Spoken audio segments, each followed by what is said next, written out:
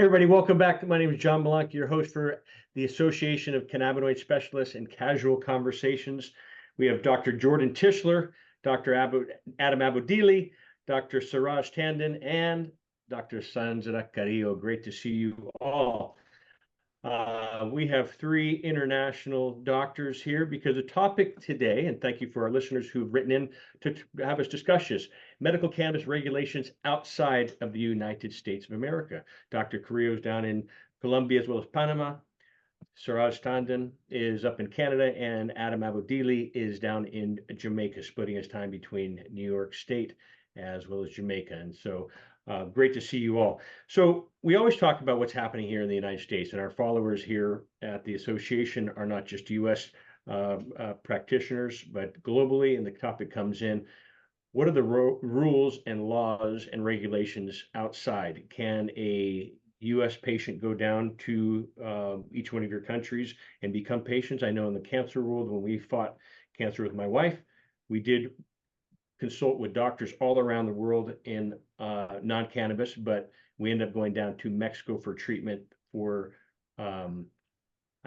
treatments that were not FDA approved here in America, but still had high success rates. And so the same thing when it comes to cannabis.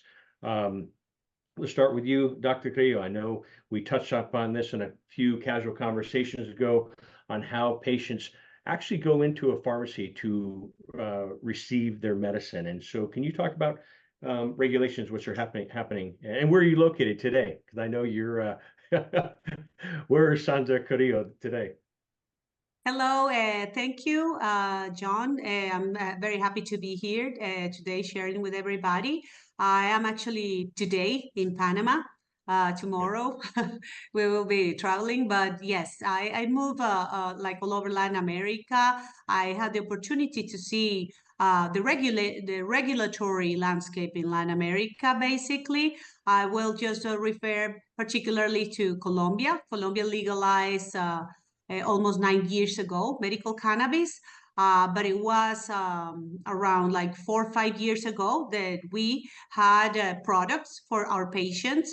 What we do is a prescription only. The patients have access to medical cannabis through prescription with products that they have THC, CBD mainly, and is a compound pharmaceutical or magistral pharmacy, what we usually prescribe.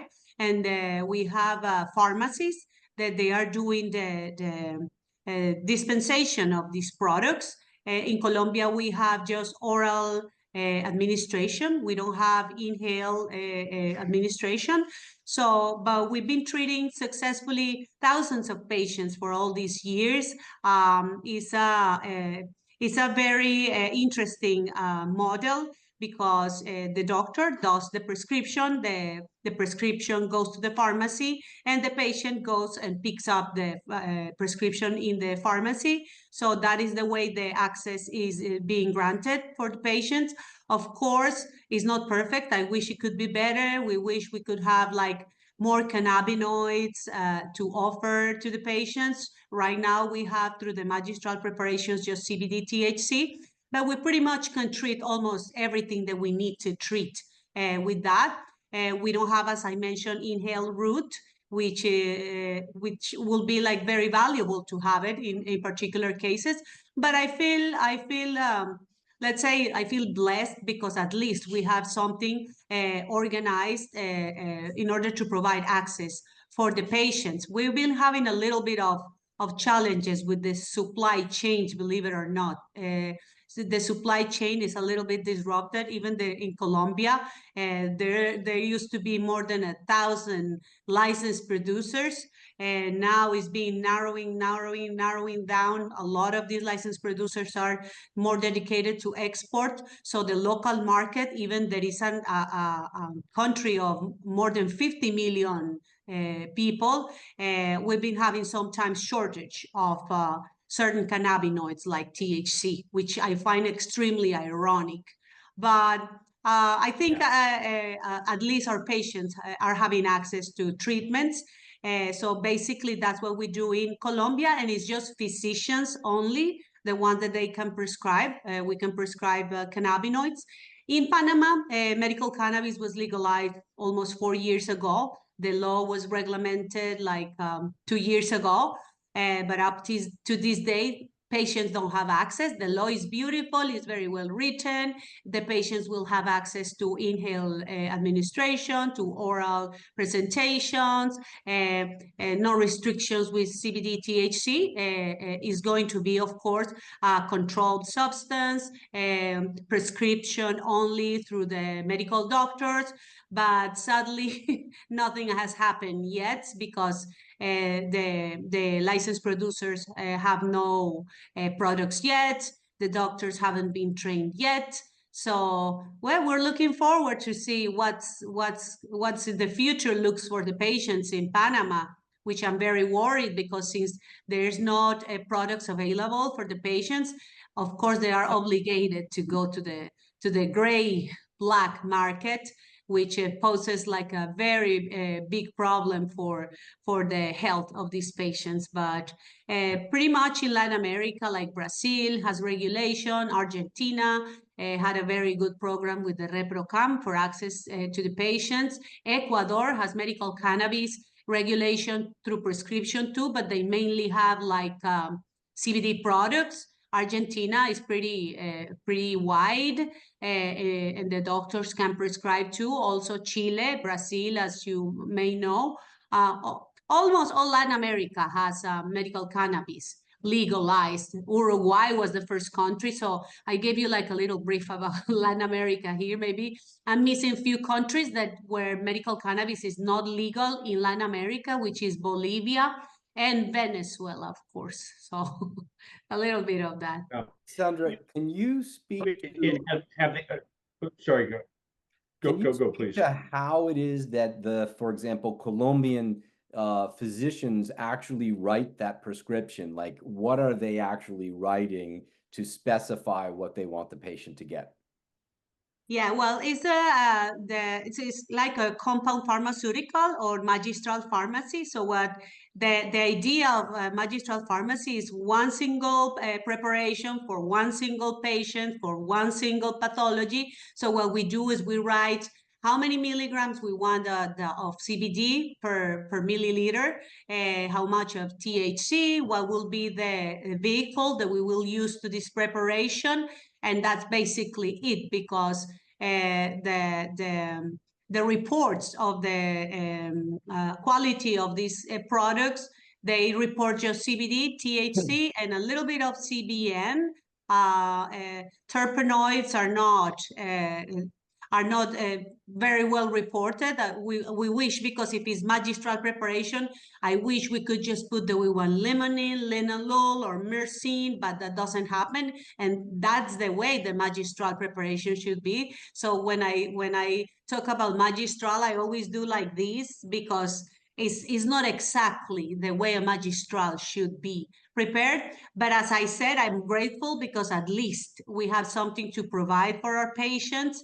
I think I would like to have more like chemo bars, because so far we have just like a chemo bar, like type 1, type 2, type 3, but there is a little bit of shortage of chemo bars 2 and 1. But basically what we do is we write in the prescription the name of the patient with the ID, with the percentage or the milligrams that we want of each cannabinoid, and the excipient or the vehicle where it's going to be prepared, and the dosing. And of course, if it has the content of THC, is like a controlled substance that it has to go in a special prescription for controlled substances. I've been working a lot with the narcotics and drugs ministry in Colombia.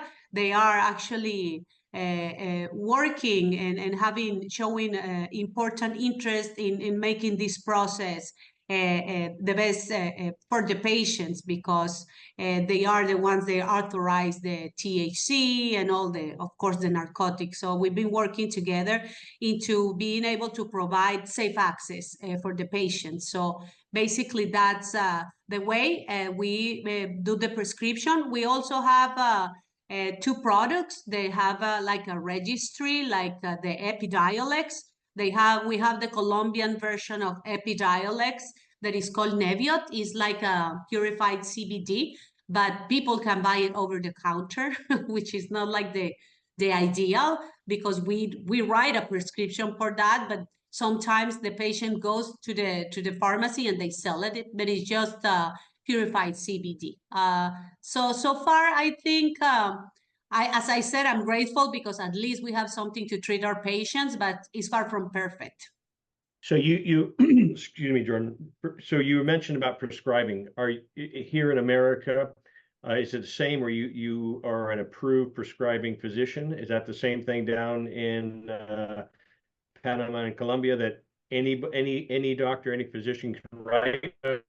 They have to take a course. That is a great question. In Colombia, any doctor can prescribe. I've been working in education a lot. I was the one who put together the first diploma certification in Colombia in alliance with one of the largest universities, because we wanted all the doctors that want to use cannabis to be certified. Then with the Colombian College of Physicians, we put together an educational program for the same, to being able to reach out everybody in Colombia, but it's not a requirement for a doctor to have these certifications in order to do prescription, which I don't like it, because it's not something that you just pick up in a 2-hour video learning how to do it, but it's the way it works. But in Panama, the law, and I participated a law in the law of Panama, like in the technical tables with the Congress and everything. And this is one of the things that for me was very important. In Panama, physicians, if they want to do prescription of cannabinoids, they have to have a certification that the Ministry of Health will grant and say, listen, they will not create the certification program, but they will give the seal of approval to an educational program. And every doctor that wants to do prescription in Panama has to go through the certification process in order to do it. So I think that's an improvement. Good, thank you. Thank you for that. And for other, I know we have 3 doctors, but the other, Dr. Abodeely in Jamaica, if you'd like to add to that. Sure. Well, I've got, experience with the cannabis regulations as they relate to Jamaica, but also as they relate to New York. And, the U.S. might as well be, as it relates to cannabis regulations, might as well be 50 different countries, because every single state's different. So let's just, I can share with you, start really briefly, just the journey of New York State's medical cannabis program. New York State legalized medical cannabis in 2016, and I was one of the first adopters in the state. And early on, there were 8 approved diagnoses, and it was extremely frustrating because some of these diagnoses were some of the most obscure and rare diagnoses that just really didn't make a whole lot of sense. Chronic pain wasn't even one of the initial approved diagnoses, which we know is the most common indication for it. Neuropathy was on there, but chronic pain wasn't, which ran into all sorts of challenges as physicians trying to define, was neuropathy a form of chronic pain? Was chronic pain a form of neuropathy? All in order to get somebody certified for medical cannabis. So it was quite crazy. Over the following years, they amended that list to add on several other diagnoses, which made it a little more encompassing of some of the more common indications for cannabis use. But it still was tough to compartmentalize some patients. And then in New York State, then recently just opened it up for all for physicians to be able to prescribe based upon what they believe is to be medically indicated. And which is good in the sense that it gives now physicians the opportunity to explore cannabis for a variety of different symptoms or conditions. But we still don't have great guidelines, condition specific guidelines, but that's across the entire medical industry as a whole. So now we've in New York State, all physicians have to take the certifying course. It's I believe it's a 2-hour online course that just provides the basics of cannabis.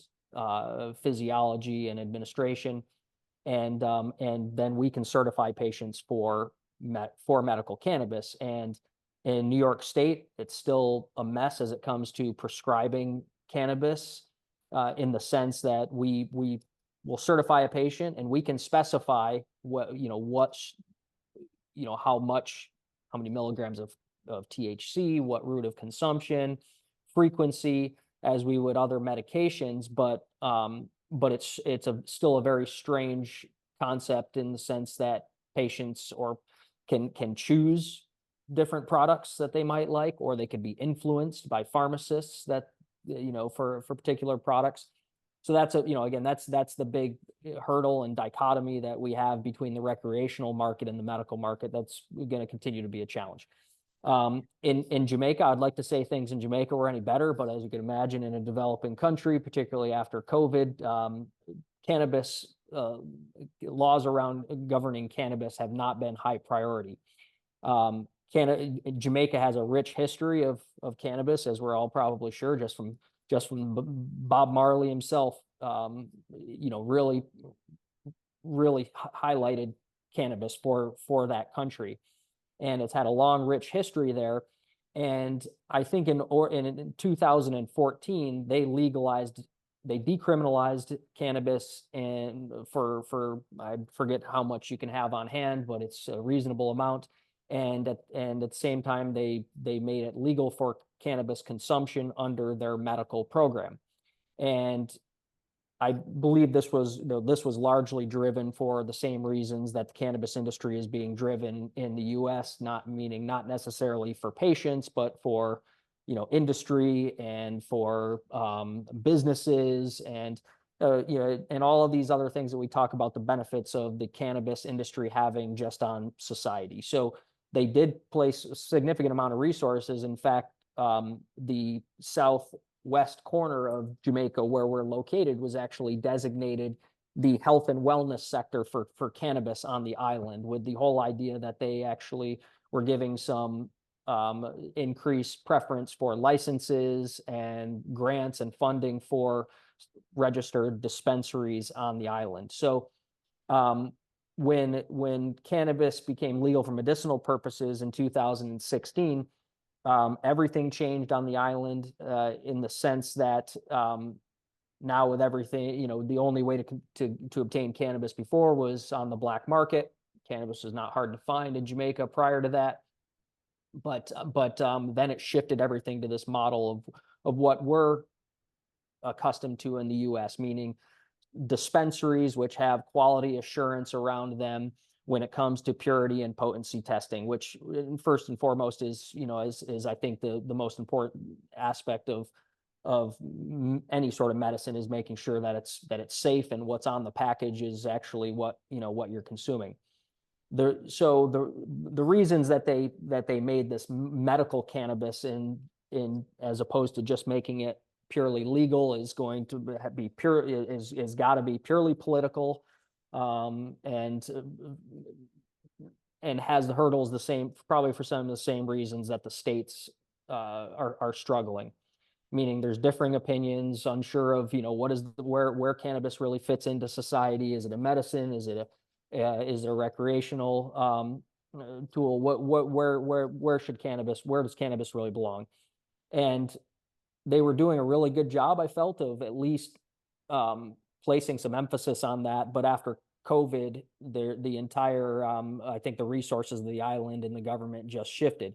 All cannabis in Jamaica is still under the medical program, and it's overseen by the Cannabis Licensing Authority, which is an agency under the Ministry of I believe it's Commerce.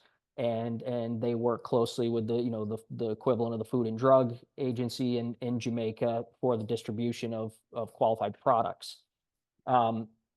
Early on in adoption of the program, you had to have a medical card to go into a dispensary in Jamaica. If you didn't, there was a physician and that could be on call. So, but we have to be honest with each other here that the people coming from outside of the country are not necessarily the ones looking for cannabis for medicinal purposes. This is recreational. So it's really unfortunately shunted, large portion of recreational consumers into this kind of medical market. And over the years, I've seen a complete dissolution of any sort of structure when you go into medical cannabis dispensaries in Jamaica, meaning anybody could walk in, no card, no need for a medical card. And when I've spoken with people on the island, it's probably similar. It's probably what we would expect, meaning, well, then who really is getting medical cannabis on the island? And it's largely the elderly population, or the educated population, those of higher socioeconomic status, who for a long time have had the same stigma that cannabis is associated with.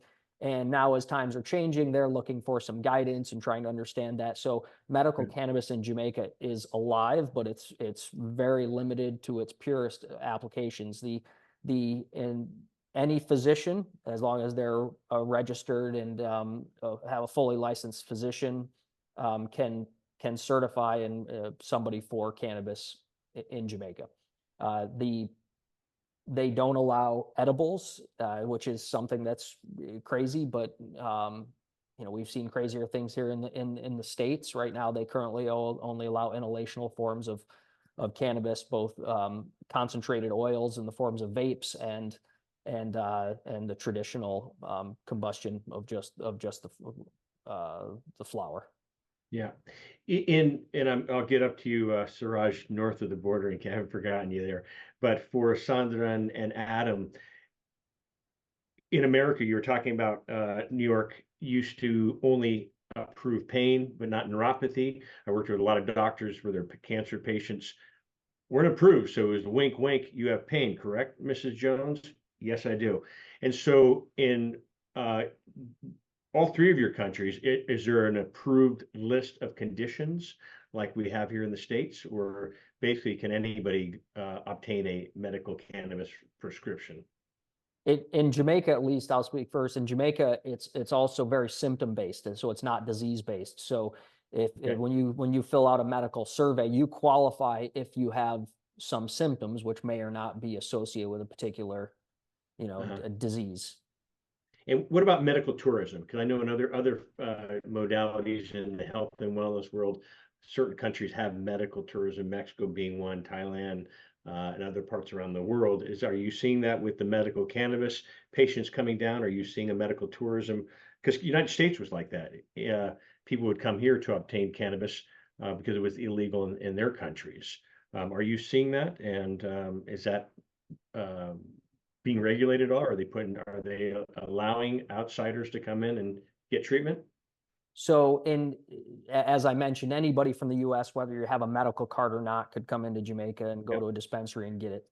If any US medical cannabis card is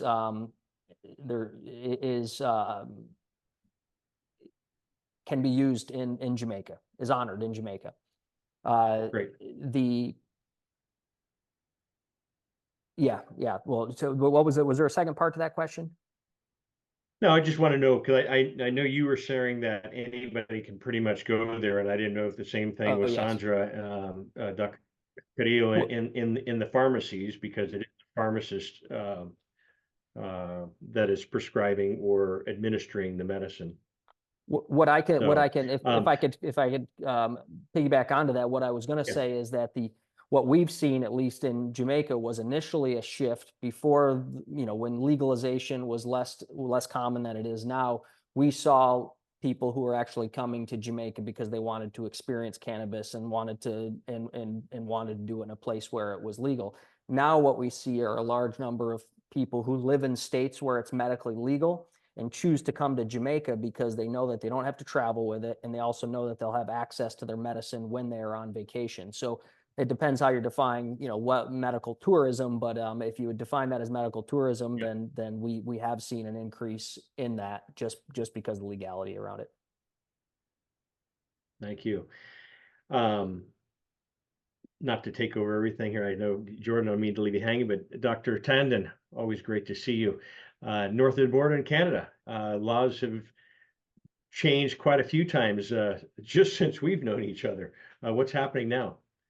Yes, so I'll preface by saying access to medical cannabis in Canada dates back to 2001. So this is where Canadian citizens had sort of requested access to alternative therapies, and there was legislation that was created to allow patients to have access to medical cannabis either for home grow or via from distributors directly for medical purposes. And we've seen that over the years since that time, there's been a number of changes with respect to legislation in terms of access and quantity possession to cannabis and the types of formulations, et cetera. So we certainly have a very large and robust population of medical cannabis users in Canada, in which the process of that here in Canada is basically provided through a licensed healthcare provider, so a physician or nurse practitioner, in which typically a patient would be seen by one of them, and then they would be assessed for symptoms or indication, and a determination would be made whether cannabis might be suitable for them with respect to the condition. And they're provided essentially with a medical document or a form authorizing or permitting use or access to cannabis. And in that form, typically there's some indications it's not required by, there are specific details that aren't required by every provider. However, most providers typically will input or allow, one is possession or quantity, so the number of grams allowed per day or per month. And then some of us will go to we'll further that with putting in the type of formulation. So whether it's oils, edibles, capsules, flour, and then we'll suggest in terms of the method of use, whether it's inhalation, combustion, et cetera. And then we will take that further. Some of us will also restrict the amount of THC as well, under 10% or 1%, et cetera, just to ensure patient safety and avoiding psychomotor impairment. How that's essentially, that document then is faxed or mailed directly to the licensed producer. So in Canada, there are well over 150 to 200 Health Canada approved licensed producers, where these manufacturers or companies will produce cannabis for medical purposes or for recreational stream or for both. And once that form's been received by the licensed producer, the patient then is allowed to create an account and then select the product based on the suggestions or recommendations by the healthcare provider. And then that's mailed to the patient directly via Canada Post, so via Canadian approved carrier. In terms of, I would say, other changes with respect to legislation. So in 2018, cannabis was fully decriminalized. So recreational cannabis is now available as of 2018. Gotcha. We have these Health Canada approved licensed dispensaries, which again, all of the product comes from a certain handful number of licensed producers. So these products are vetted, they're tested. They have to be in extreme compliance with Health Canada regulations to ensure accuracy and sort of consistent access to these products as well. That has certainly convoluted, I would say, the medical stream, in the sense that we've seen a shift of typical or previously followed medical cannabis users who were seeing their healthcare provider. Now, because of multiple licensed producers that have licensed dispensaries that have opened up around the corner, patients often at times think it's a little bit easier, rather than having to make an appointment to go see a healthcare provider, just to go to the local dispensary and think they might get either the exact same or similar product. And sometimes they may not know. And then sometimes we certainly see new patients who would have typically gone to a healthcare provider, let's say prior to the legalization of recreational cannabis, but now are just, again, going to their local corner store and sometimes being advised by these bud tenders that, oh, based on your symptoms, which legally they cannot counsel patients to, are selecting a product, and often at times that might lead to side effects or hospitalization or acute ER emergency visits. So that certainly has convoluted things. It has also made things a lot more challenging with respect to performing high quality studies. I think we need to further the evidence, but it should be done under, I think, the overarching umbrella of a medical provider. And now having both streams, it has certainly made it much more complicated. Now, there are distinctions between the recreational market or access to recreational products and medical cannabis products here, is that in terms of possession, quantity, types of cannabinoids, and the percent THC does vary and is sometimes a bit more is a bit more or less stringent for medical cannabis patients. But again, that's because they are under the supervision of a provider. Again, going to a recreational dispensary, typically the intent or purpose is using products for intoxication or enjoyment, etc. So that certainly has made things a bit more challenged. One thing I do want to comment to my colleagues who had, I think, touched on something that was very important about here in Canada as a provider. There's no expectation or requirement for providers to undergo certification with respect to knowing how to prescribe or authorize or manage patients with cannabis, specifically medical cannabis products.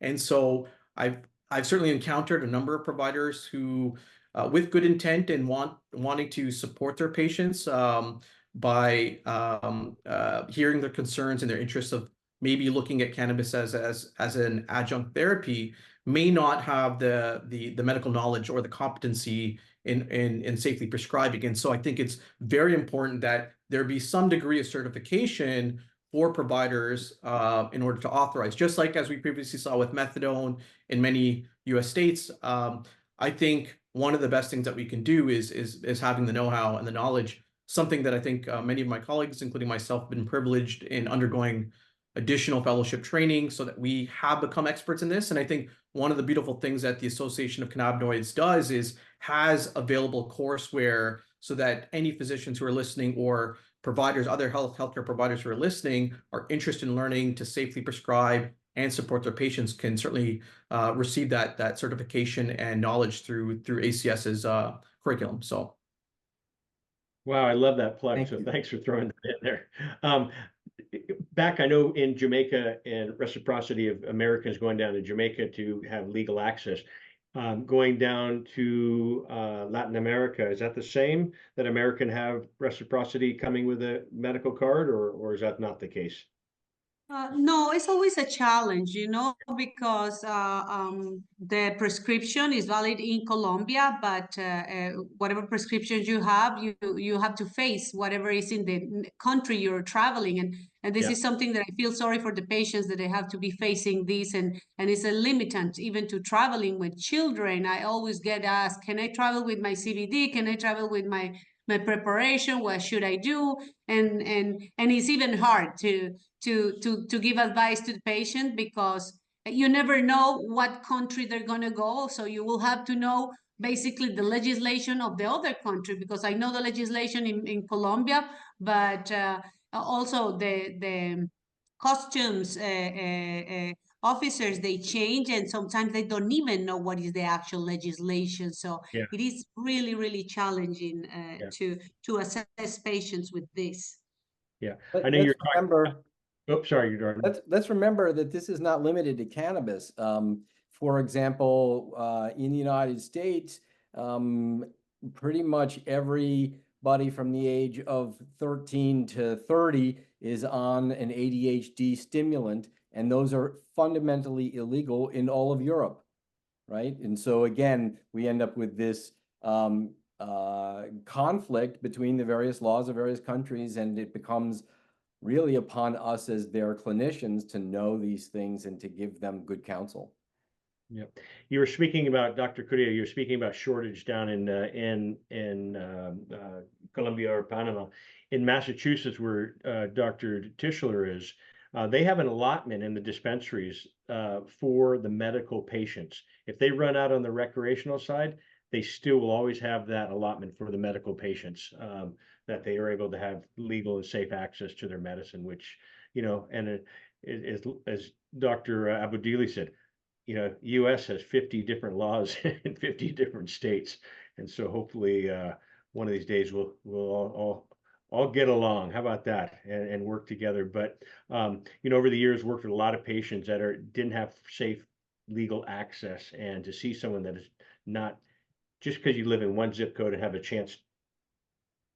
second chance at life, depending, I think everybody should have access to something as wonderful as this plant medicine. So I know we've covered a lot here. I wanted to try to give everyone the equal amount of time for the short time that we're on. Would anybody like to have any closing words? Well, I would like just to add as regarding to the shortage of cannabinoids, particularly THC in Colombia. This is something that I never thought was going to happen. And it's for me shocking that you have, I don't know, 1,000, 2,000 patients, and then we're facing this problem, having to tell the patients, oh, sorry, we don't have enough supplies, you have to wait. What do you say to the patients when they're treating a chronic condition where you know they cannot stop it, like as you say, like cold turkey? These things is just like really sad. I've been like really disappointed by seeing how the industry that started like booming and exciting, and the medical and the patients, and you're doing all this work trying to help the patients and organizing the dosing, the program, the patient gets stabilized with better quality of life, and suddenly is the production chain interrupted. And I think is also the industry is in intensive care right now, because they thought it was going to be like the green gold and all these things. So it was a lot of licensed producers, a lot of licenses, and now they realize that it wasn't like that. So at the end, the ones that are hurting are the patients, because the companies that they have like the economic muscle to endure all these years, they are just focused on exporting the product. So right now, what about the patients? If the medical cannabis laws are made all over the world for the patients, not for the industry, so it's extremely sad. I hope this gets fixed soon. I see that they're taking some steps, but this is, for me, is unacceptable that you have to go under these circumstances and have to tell the patient, sorry, you have to wait 10 days, 2 weeks in a country like, for example, Colombia. I know other countries, they have the same problems, but this shouldn't be happening. Dr. Tandon. Yeah, I was going to just add to, I think Sandra touched on a very important topic is, you know, in one country, if they may be facing a shortage or lack of supply, here in Canada, we certainly have an abundance and an excess of surplus of cannabis. And so I think countries looking at addressing this issue, recognizing that cannabis is certainly can be a wonderful additive therapy, is trying to improve on international trade and compliance challenges. Try to develop, policy reform with respect to import-export restrictions, including maybe furthering or recommending cross-border trade. Here in Canada, as you're aware, cannabis is fully legalized. Patients can carry it and travel from province to province. However, with respect to travel outside the country, we have a blanket statement. Given the international relations with the U.S., even though it may be legal in many states, you cannot carry plant-derived extracts over the border. So I think we could really, and that makes it challenging for many patients who find it to be very effective here in Canada and then decide to go, we have many snowbirds who go to Arizona and Florida, et cetera. Yeah.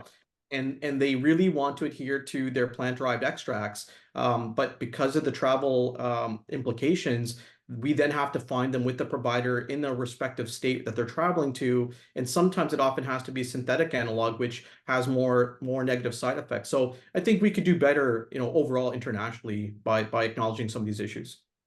Great. Dr. Abodeely, you good? I'm good. It's a great conversation. I appreciate all your time as always, and great seeing you all. Dr. Jordan Tishler, Dr. Adam Abodeely, Dr. Sandra Carrillo, and Dr. Suraj Tandon for the Association of Cannabinoid Specialists. Please, physicians, take a look at the website. Take some of our courses. I think you'd be pleased. And we're here to educate and help and answer any questions that you may have. I'm your host, John Malanca with Casual Conversations, and we'll see you next time. Bye-bye.